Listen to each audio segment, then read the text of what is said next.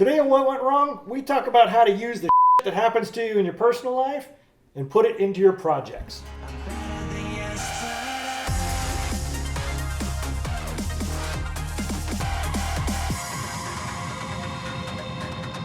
Hi, I'm Brett Mauser, and I've shot over 40 feature films. And of those films, a lot of my own personal life gets seeps into my projects. The two of you, pretty big part of my life, especially when it comes to the films, especially Jeff. Shucks.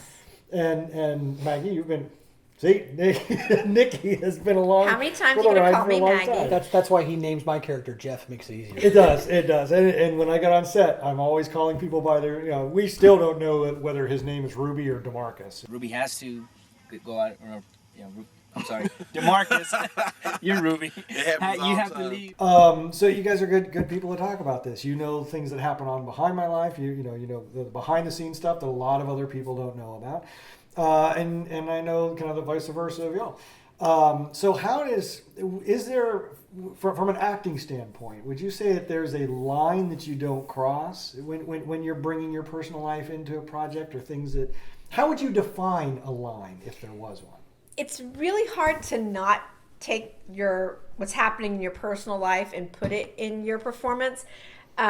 Especially if there's some similarities of what's happening, which art imitates life imitates art, and it has happened countless times where that has happened for me. But where is the line? Well, you have to draw that line so that you have to have that organic performance, but you don't want to throw all your personal life in there. Save some for the book. Which, by the way, make sure you get this to learn more about his personal life. Still a marketer at heart. I know, can't help it. That's where I bring my personal life into it.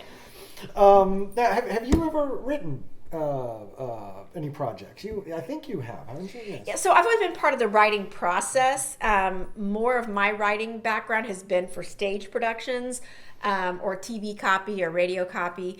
Definitely public relations. But as far as like an actual script, so whenever I was doing projects, I'd be part of the writing team. I can't necessarily say written by Nikki Young, but there's a lot of Maggie Tyler that she's written, I'm sure. Yeah. She's got a far better career than I do. Yeah, because when I'm writing, it's usually no holds barred. Okay. Because I can say the things that you can't say out loud, or especially that's what villains are great for. If you have something that people are gonna, how can you say that? Have your villain say it.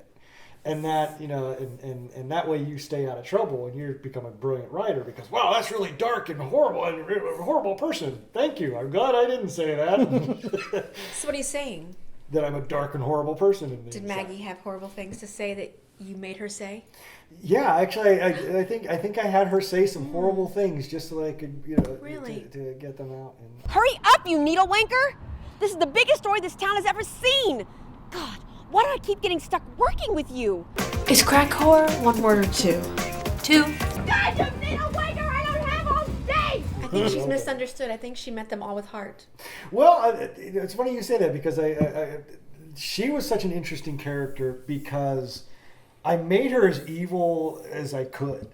But then she is not evil. Do you think she's evil? Yeah, but I find that hot. So. Misunderstood by all righteous people. Shall we say that? But at the end, you get this momentary insight into her life. I wanted to give her a hug. There. Seriously, she started crying. I was like, "Oh, Maggie, come here." I give you a big old teddy bear hug. Oh, don't cry. And that's what I wanted to do was, because you see people put on that mask their entire, through the whole day of the life, all day in their regular life, and then to be able to turn around. And I remember that took a lot of prep, for you, because you wanted to get that right, because that was one of the times that you couldn't express what you were feeling by words, by acting. You had to perform that. You couldn't say. Give any kind of clue as to how Maggie was feeling through dialogue. That's right. And, the one thing, for those that don't know, Maggie Tyler is the character that I've been fortunate to portray in several of your projects. My face was orange! Most notably, Vosot. And I have to say that she's really got a lot of layers to her. But what I love most about what you're utilizing Maggie for in your storytelling is now she's part of the exposition. And she's kind of the tie-in to many things. So that's why I said her career is far better than mine, because she's outliving many universes. Yeah, we see her in Red Days now. We saw her in Serial Rabbit, and she's become. And she got ran over by a car and still lives. Exactly, she is one of the immortals. She is. Who knew? So maybe she's like the evil queen. Yeah. And now this is... And once again, one of my favorite characters, the evil queen. I'm okay with that. No, this is one of those things that we probably should not talk about, but there was a Maggie before you. There was... Kill that bitch. I'm Maggie. Oh, Maggie Tyler. Yeah, me and my buddy here are really big fans. Yeah, right, okay. I always knew there was a Maggie because I wrote the originals both sides in like 2000. So Maggie was always like my go-to reporter, and in the series Not So Sane Man's Guide to the Multiverse. Oh yeah, there is a little bit with it, and she has the same animosity with the reporter. What do you care? You're just a photog. I had it too, bitch. Excuse my photographer. He'll be fired when we get back to the station. Then I can get a real job. And we've talked recently about things that I wish I could reshoot. Yeah. I would love to get Maggie into that scene. Maybe with technology the way it is now. You know, you can green screen you. Yeah, or how they, what's the deep fake or whatever. The deep fake, yeah, put that in there. Definitely, by no stretch of the imagination, anywhere near the Maggie that you performed. No, it was. She was very, good, very, but yeah. yeah. I wouldn't even say that. Well, she's a Maggie Tyler. There's multiple Maggie Tylers. Yeah. But yeah, no, she's bounced around in there. Yeah. But like I say, when I'm writing, all my main characters, I don't count like, the thugs and the mercs and the soldier, the cannon fodder. The red shirts. Yeah, the red shirts in my films. All my major characters, people have more than 1 or 2 lines of dialogue. There's a part of me in them, and I think that's sort of where, from my aspect, that's a little bit where the part of me comes in. For Maggie is all. Were you Lenny? Is a part of Lenny in you? Well, it's not. When I was working in VOSOT, there was a part of Lenny in there. That there have been times where I'm like, in Waco, there's that really tall building. Do you think I could make it past the no suicide clause? If I jump from a really tall building, on my way down, I pray to God and ask for forgiveness? There have been times where I'm like, you know what?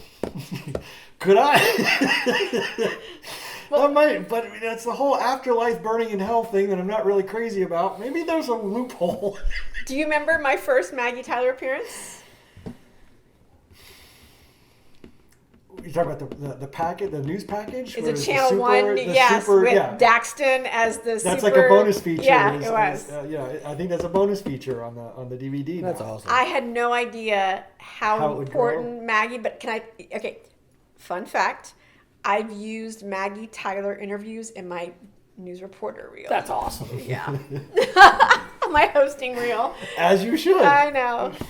And so it was actually presented to me that, so you know how Gary Shandling has Larry Sanders, right? Mm-hmm. That is presented to me that maybe I should be Maggie Tyler applying for jobs.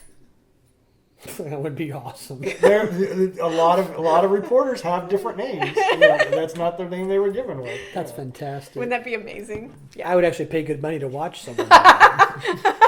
Maggie Tyler on you. Maggie Tyler. This is Maggie Tyler. Like, see what she's saying. What's she talking about? What is your favorite Maggie Tyler moment? Oh, geez. There was one. You getting run over was hilarious. So my mom actually likes that. She doesn't mean like that part, but she just thinks it's so funny. It's just, I still get, when that happens, I still get, like when I'll show it in class or something, you get that. Could be. Oh! Yeah. And then, of course, then what's his name was like, yeah, doing the dance, and then boop, she pops back up again. That's my mom's favorite part, when I pop back up. Oh, that was actually one of the funniest. That's the one that makes me laugh the hardest. That's pretty funny.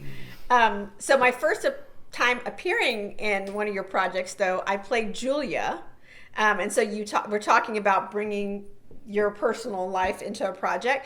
So I always wanted to play a character named Julia because I love that name, and so my character didn't have a name, so I told Jade, my name is now Julia.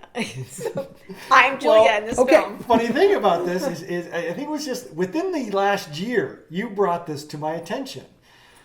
Julia is a survivor She of is. Sierra Rabbit 3. She's the only She was survivor. off getting green tea and Kit Kats when the rabbit killed everybody in Jade's concert. That's true. So I have to think, Brett, you don't want to kill me off. You keep making me live. So I'm okay with that. So we didn't have Julia and Maggie interface somehow. Yeah, I got killed all the time. Like the first 20 years, I was constantly dying. Well, for the longest time, that was the initiation into Ponderous. Your first character had to die. Period. Julia did not. Yeah.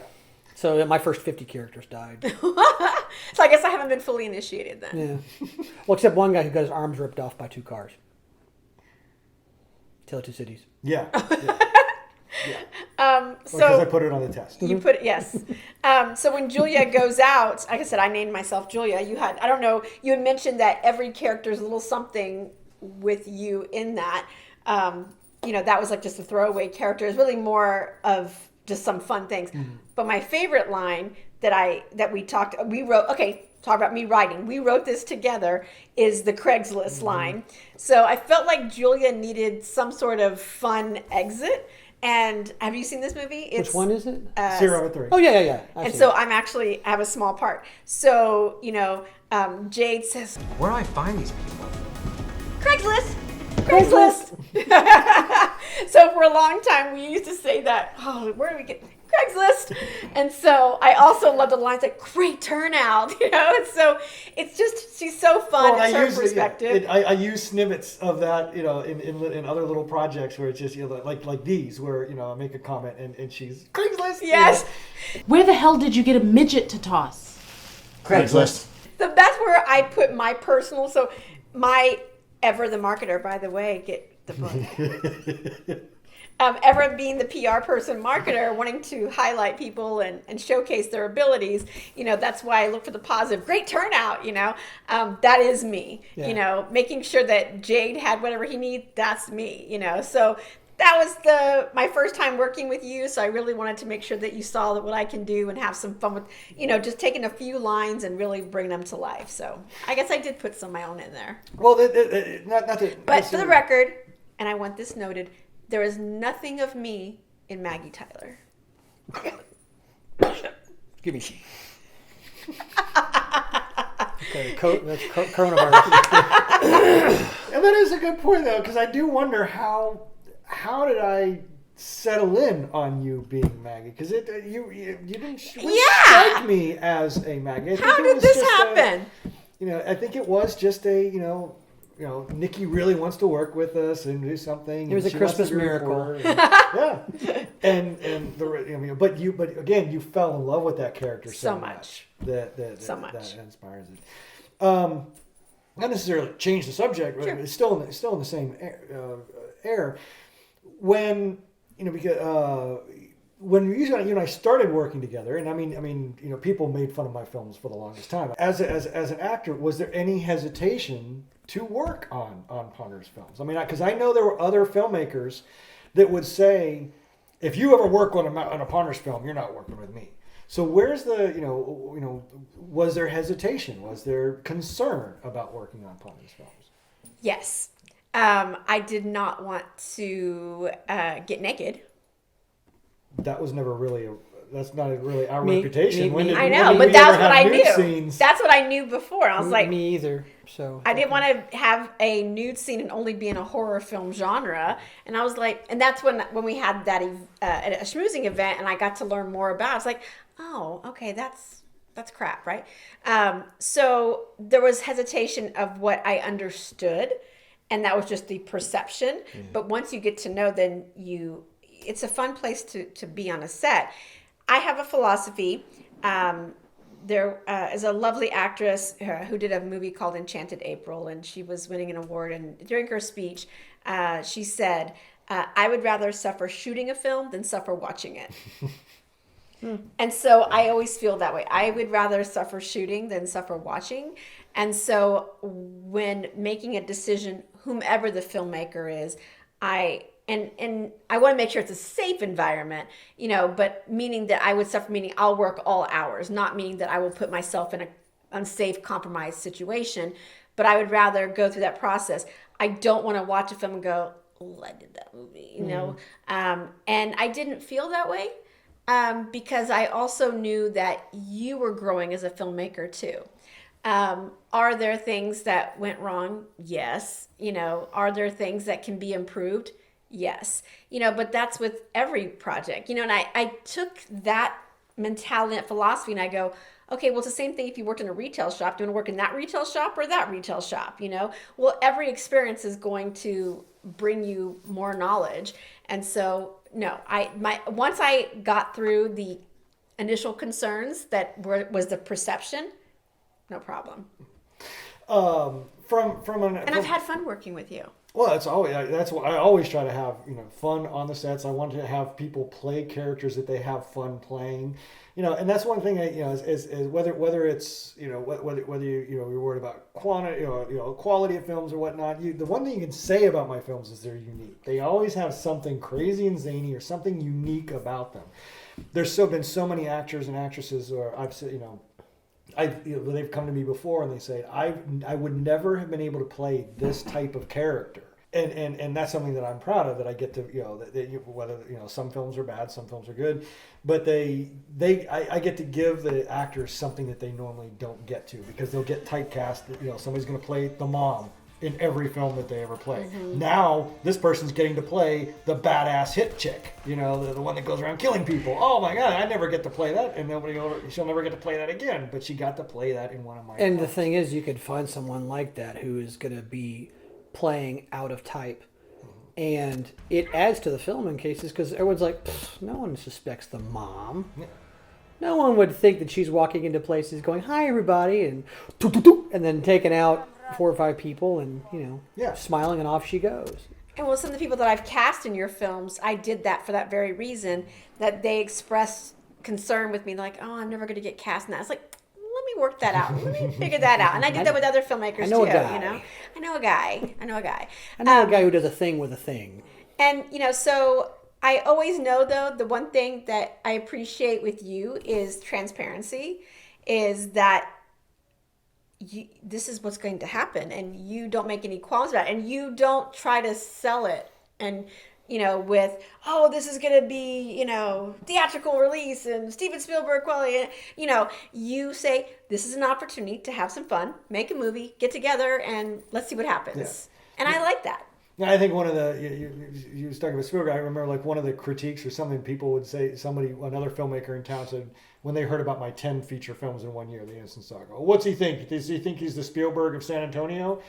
And when I first started, somebody told me that, I was like, no, I'm the Ed Wood or the Harvey Korman of San Antonio. I knew Roger Corman. Yeah, Harvey Korman. Yeah, Ron Corman. Yeah, Roger Corman or Ed Wood. I always Harvey knew. Harvey Korman's funny too. Yeah. Well, it's not Harvey Weinstein. Yeah, exactly. I've always known what my films were, and I never blew them up to be what they were. And I would be able to say, during our Blockbuster phase, I was like, yeah, we've got some on Blockbuster. Yeah. But my next thing would always be, but they're pieces of it's That's why I said your transparency. Yeah. You're very transparent about that. And if you want to just go and have some fun and build your resume and meet some fun people and learn something along the way, then be a part of the ponderous universe, be a part of the not so sane universe. Realistic expectations are, could sell the film themselves. It's like, yeah, it's going to be what it is, but the point is, it's going to be what it is, and it's going to be something that's interesting and fun. You're going to get to do this, and we're all going to learn something. Try it out. You're going to hang out with a great bunch of whack jobs and do some really cool stuff. Why not? Yeah. And the topic is bringing your personal into a project, and if you are in a place where you kind of need some sort of outreach or a therapeutic outlet, then this may be the place. Don't bring too much of your into it, but bring enough that it enhances and makes the character more three-dimensional and more brought to life. And that is, you asked where the line is drawn. That's where the line is drawn. Have you brought enough to the character to take it from page to screen without compromising any of your own ideals to do that, or changing the vision of the director? It's something else we talked about earlier or later or whatever the heck it is, about how you've always allowed actors to bring something. One of the things that is always, I guess, that I've liked about working on your things, I don't like working on your film, is the fact that when the script says this and whatever else, you have always allowed an actor to make what you're saying, however you would say it, as the person, the character, or whatever would say it. And so for you, it's always been more about the gist of what's going on than about unless you specifically need these specific words for whatever reason, and then you'll always point that out. But anytime I've gotten a script from you, it's always been like, you want, can I? Yeah, you're like, yeah, whatever. Just get the point across. I need you to say this. I need to say, and this has to be a thing. And I'm like, But do you think that's a little bit of what went wrong in some instances, though? I don't. I kind of think so in some instances. Some actors, I think, took that the wrong direction, and they changed I'll it. say that on that in that sense that like on all my films, like The Night Watchman, they would memorize the exact lines, and they would say it, but you can tell they had no idea what they were saying. Because I can get technical babble sometimes, so I think it's both ways. But yeah, if the actor doesn't know what they're saying, it's going to have that negative. Yeah, technobabble being technobabble, you have to learn that because that is intrinsic to the plot, into the story. Correct. And that's what I guess what I'm talking about. When you go too far off and you think that you know what you're talking about and you have no idea. Well, but in that case, it's the director's responsibility to go, okay, I need you to rein it in. I need you to say this, this, this, and this. Which is what, whenever it was you and me doing stuff, I would kind of sometimes paraphrase something. I know I need you to say the specific little phraseology because that phraseology is going to happen somewhere else. I'm like, because that's your job. My job is to bring the character. Your job is to correct the character to be what you need it to be. And so I've always appreciated the fact that you will let me do that because there are sometimes you're writing something or they're saying something. I'm like, this guy. But as we also talked about, is I know the character, if I've been playing this character for a while, and I have, I know the character a little better than you do because I only have one character. You've got, 50. I have one. And so this is my time to know this character. And you could say, well, say this, this, and this. And I'm like, don't think he would say that. Why not? Well, because of this. And you're like, oh, yeah. And you've always allowed me to do that, which is one of the reasons I do like filming with you, even though I don't like filming, is you allow me to be the character you want me to be in the way that I know how to be it. The freedom to explore and develop. Yes, yeah. ma'am. Yeah, for sure. I like that. So I think it's in the grand scheme of things, and I've never worked with any other director. I have no idea, just you. But if you didn't do that, I wouldn't be showing up nearly as much. Wake the f*** up! Shoot that! Get that! Wake up! Come on! Bryce, you do not put that camera down, or so help me God, I will rip it out of your godforsaken hands and give you a colonoscopy with it. Come on!